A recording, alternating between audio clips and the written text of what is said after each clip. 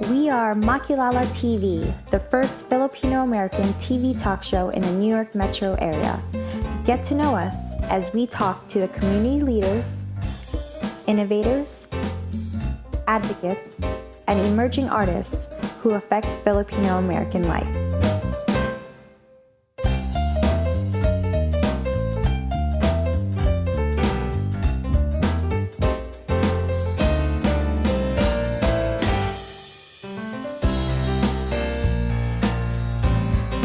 Hello, my name is Cristina Pastor.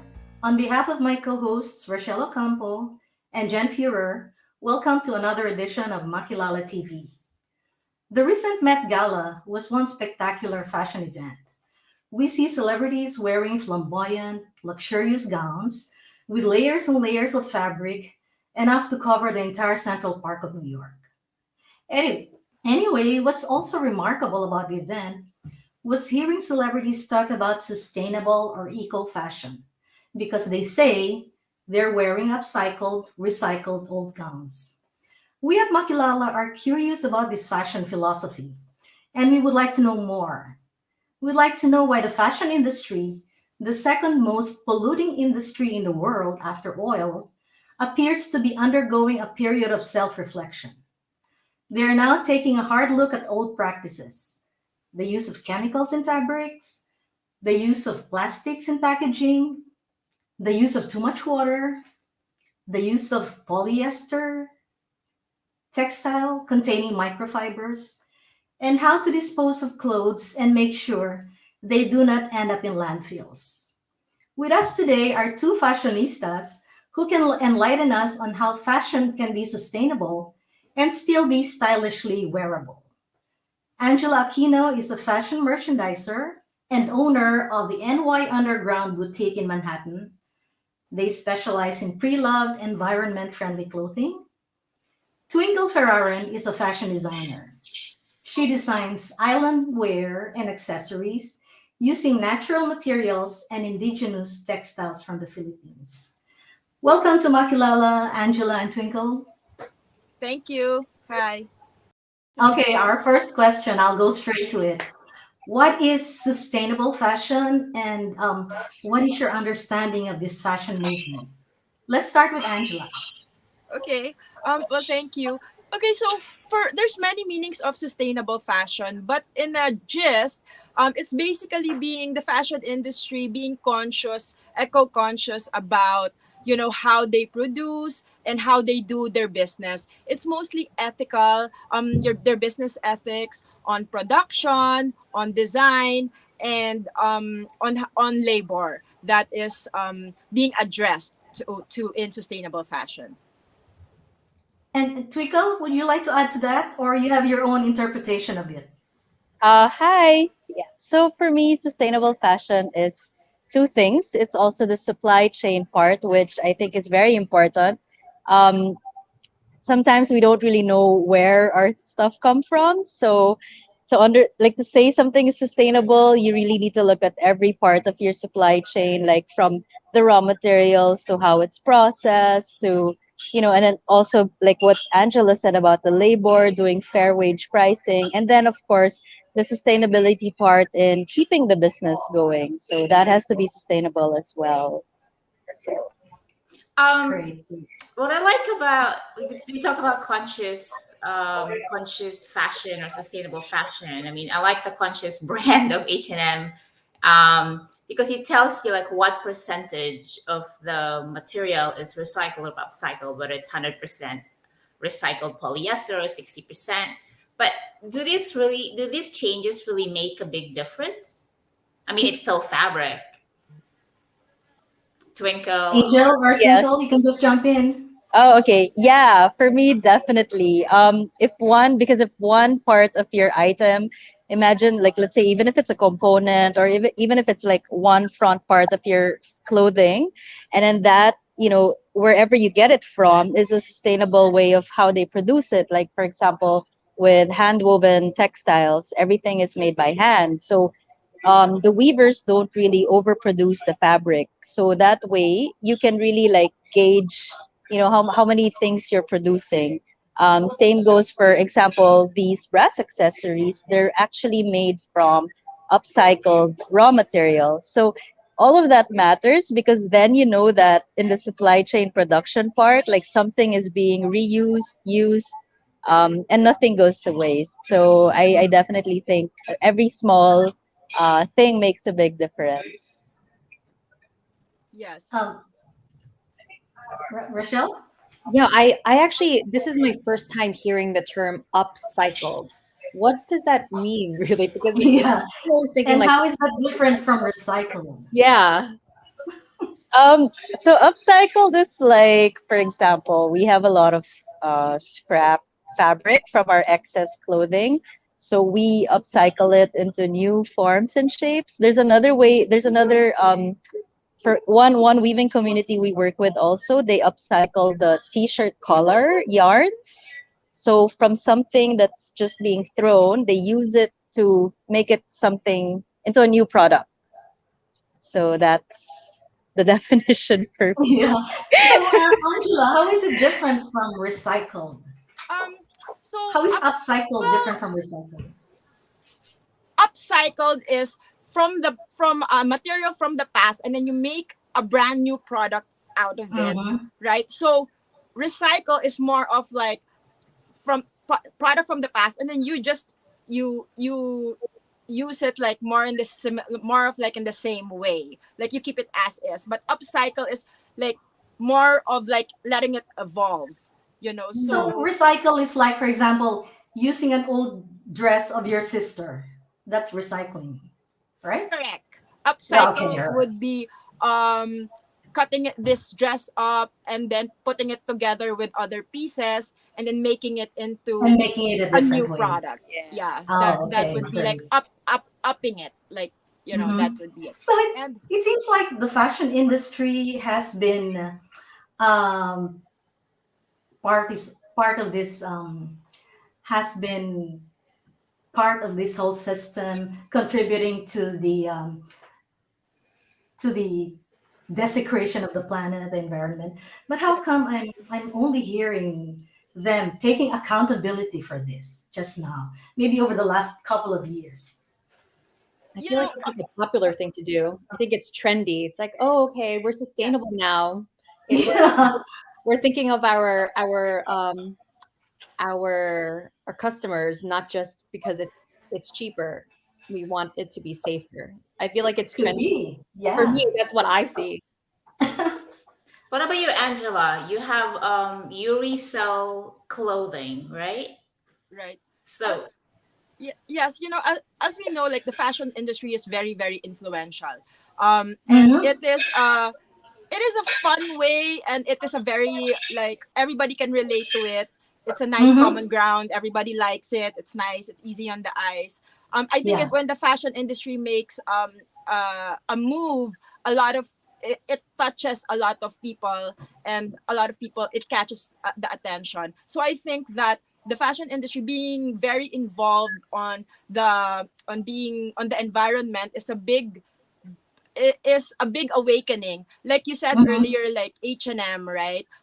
H&M is a huge chain, and Hmm. just them being promoting the term eco-friendly, or that is like that touches a lot um of people, and it raises really a lot of awareness. So just the fashion industry making a step forward to this will really make a dent, in the environment.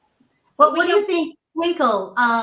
Do you share that observation that we are only hearing now from the fashion industry, Uh, although they've been doing this for a long time?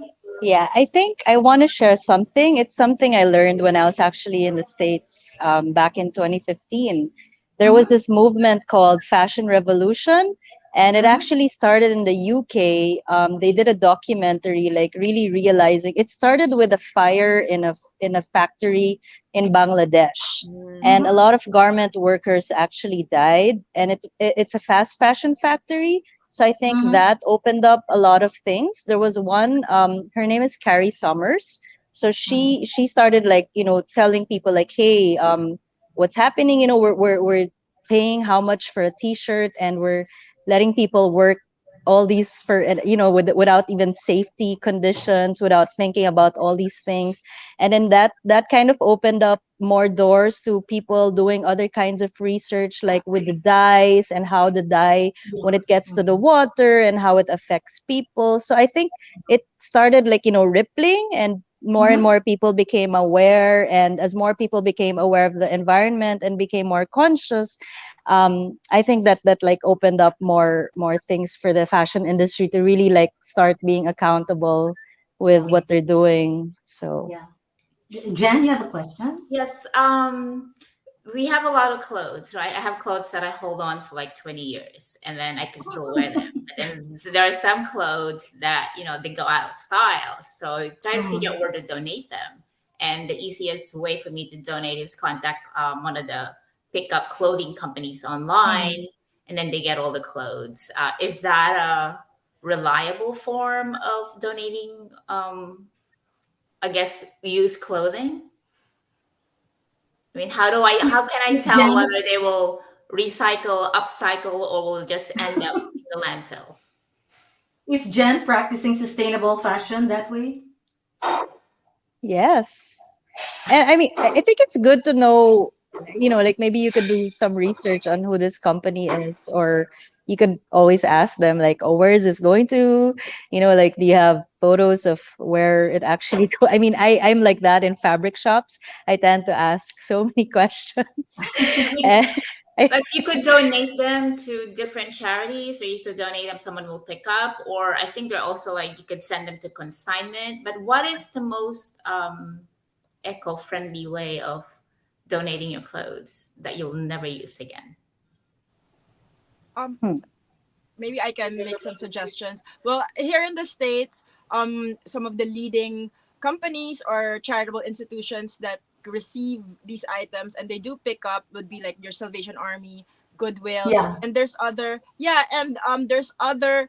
smaller groups which are also very good because that these are small owned businesses that are actually supplying to um less fortunate countries, and they do their thing, and it works, and they're able to pick up the things. And for as per consignment companies are concerned, there's a group called uh there's a group called Buffalo Exchange, Crossroads Trading, wherein you can bring your clothes there and they can pay you for a certain amount that they think that they can sell, relative to how much they think they can sell your items for. So you can make some money plus clear your closet, plus help the Rochelle?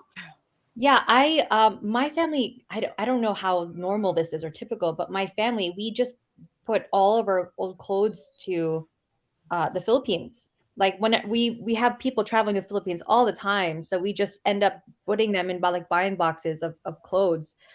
Is that like a way that's sustainable? I mean, Sure. I feel like it's I mean, they're going to be used by relatives, Rochelle? relatives and friends or whoever they want to And give it friends, to. We don't question after we give it. We just trust yeah. it's going to be Sure. used. Us here in New York, we do it all the time, and absolutely, that's a great idea. Yeah. Yeah, I One point, something I learned from my research. There are, let me get the facts right, okay? The industry produces 80 billion to 150 billion garments a year, and not all of them are sold. So, what happens to these clothing that are not sold? Um, Angela? yeah, I think I can answer that. Mhm. There's in the fashion industry there's certain levels.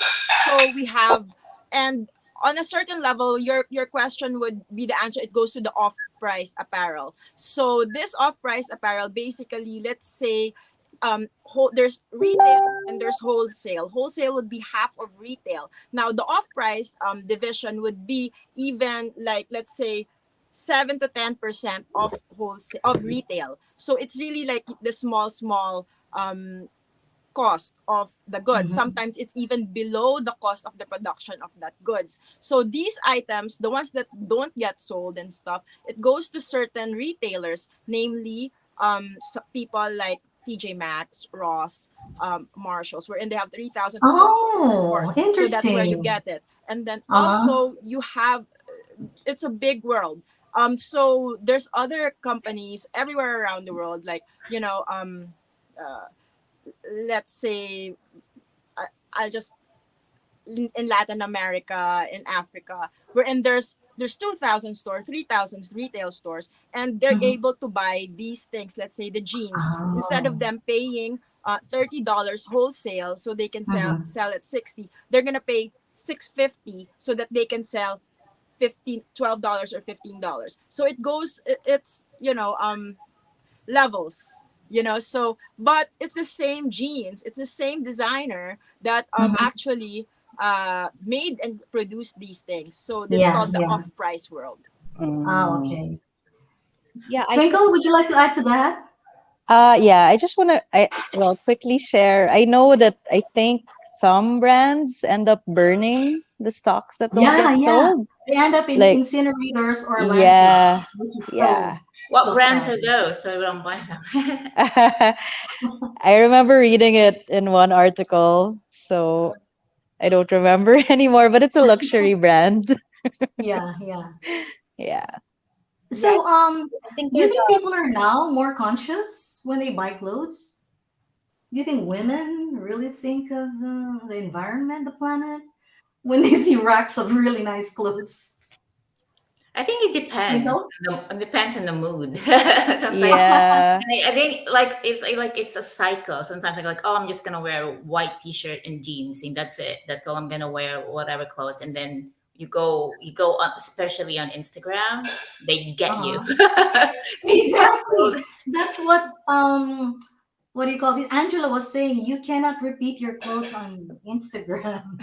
People will notice. So Angela, would you like to elaborate on that observation?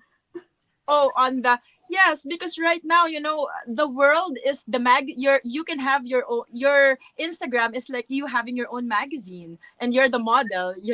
And if they Ah. see it already, you don't like, it's a woman thing, that you don't want to be seen wearing the same thing over and over again, because especially your followers are the same followers, right? So you want to be able Oh. to showcase different outfits, because that's what you're trying to promote, the outfits. So I think that if you are an influencer, or if you have a certain group of followers, it's very wise for you to resell the items that you have already worn, or if you want to make, Ah. or while you're wearing it, sell it, right? So you make that's the way of being like entrepreneurial, and at the same time sustainable, at the same time like being like that, the the the brand that you actually want to be when you do your Instagram and stuff. So I think that's a very, like, that's why a lot of the sustainable fashion thing, when you recycle, or when you trade clothes, like right now Trade Easy is very popular, Poshmark is very popular,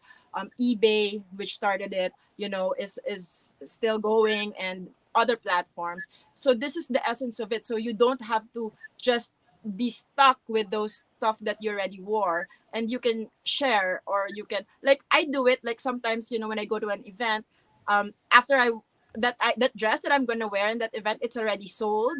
I said, Oh, let me just really? wear it first. Like, I tell my clients, and then they're like, okay, after you wear it, like that. I'm like, that's, and I think that's great. I learned it from like Manhattan moms. When the Oh. kids, they just outgrow the clothes really fast, and the Manhattan moms, us, we share clothes, like, like, so basically it's really a smart way of being cost efficient and Mm-hmm. eco friendly also, and plus like really have a nice assortment of clothes that you get to wear.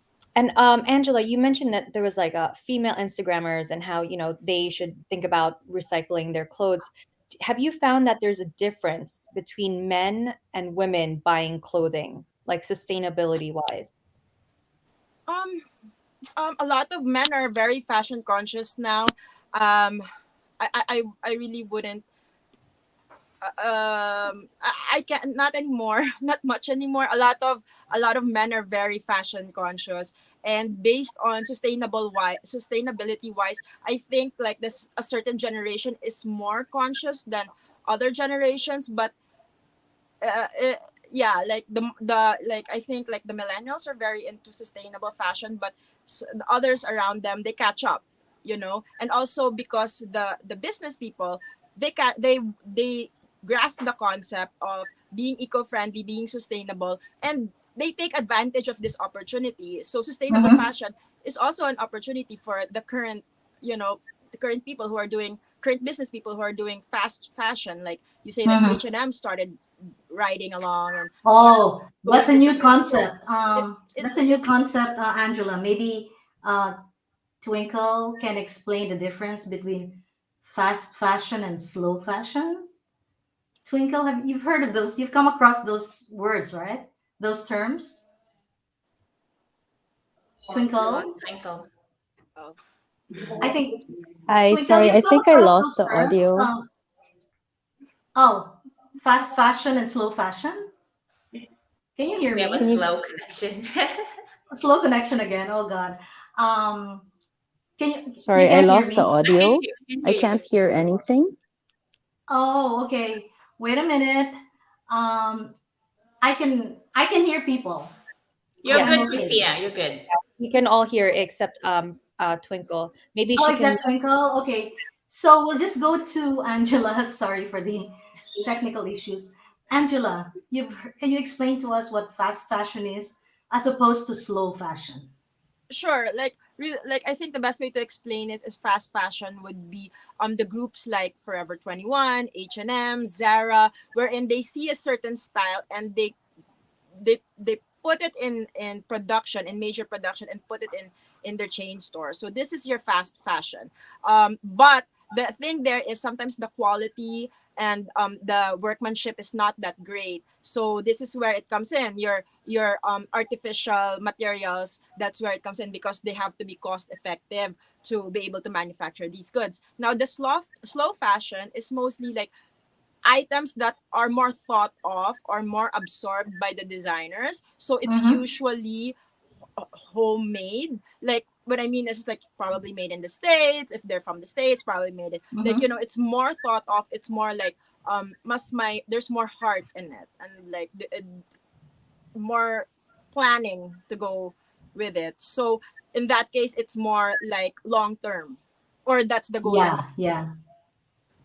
I think women and babies are the highest ranking pollutants when it comes to clothing, especially grandmothers buy a ton of clothes for their children or grandparents. And I don't know if there's a cure for that,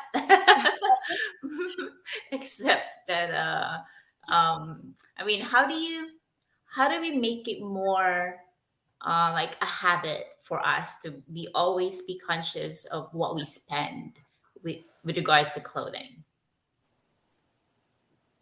Um, for me, I think it's like when you know how something is made, that's what usually gets me. When I know that 1 yard of fabric can make a difference in a weaver's life, or knowing that this kind of purchase can make a difference in this certain supply chain, those are the things that usually go to my head when I go shopping. Mm-hmm. So that kind of helps me think about, okay, before I do this, is it necessary, is it going to help somehow? So yeah. Um, Twinkle, can you hear us now? Yes, I can you Okay. hear me? Yeah, yeah, yeah. We can hear you. Okay. Um, Twinkle, you specialize in indigenous fabrics from the Philippines. Are these fabrics more eco-friendly? Not not everything is fully 100%, but I think it's eco-friendly in the sense that it's handmade. So in terms of like mechanism or electricity, you're not really consuming much. And in terms of like production, you can actually weave according to what's needed, aside, and like compared to having something made in a factory where they require like hundreds of yards or thousands of yards just to get a machine going to create the fabric. So for me, I think that's what makes hand woven eco-friendly. Also, the fact that it uses different raw materials and it can also be natural fibers. I know that not all processing of natural fibers are fully 100% eco-friendly also, but somehow it's utilizing environmental waste. So I think that's a good factor to consider, that you're using something that's just being thrown or that's just there in the land, and then you can convert it into clothing or furniture or Yeah. home accessories. So But you also use a lot of dyes and colorings, right? yeah, it depends on the order. So I work with both chemical and natural dye. I Oh, always usually tell the client which one they prefer, because there's also a lot of like cost difference with using the different materials and processes. And sometimes natural dye also, you still have to mix it with a certain chemical, so it doesn't make it 100% natural. But there are other ways, like flower dyeing, botanical dyeing. Those are also like purely natural. that's right. Angela, um, your store, NY Underground, is pre-loved clothing good business? Very good. It's very good business. It's There it's you have it in the background. right, and like look at that collection, right? Like, and it's for fraction of a price, and you're at the quality is really high. You get to see it. Plus, you don't spend as much, and it's unique. These are the great things that you will that are the advantages of pre-loved clothing and bags, and Yeah, really it's friendly in the budget too. Like, so those are the things that's really attractive about it. that's right. And that's the store of Angela behind her. She's in the Gramercy area of Manhattan. Oh, and my clock is telling me to wind down, ladies. Thank you very much. Angela and Twinkle, thank you for a very informative conversation. I think that when women talk about fashion, you need more than 30 minutes, right? So the next time you shop for clothes for your next selfie, let's think of, do we really need a new skirt, a new pair of pants, a new blouse? And we go back to our first original question. Do we think of the planet when we shop for clothes? Thank you, Angela and Twinkle, for stopping by. And Jen and Rachelle, thanks for keeping the conversation going. And to our viewers, thank you for watching.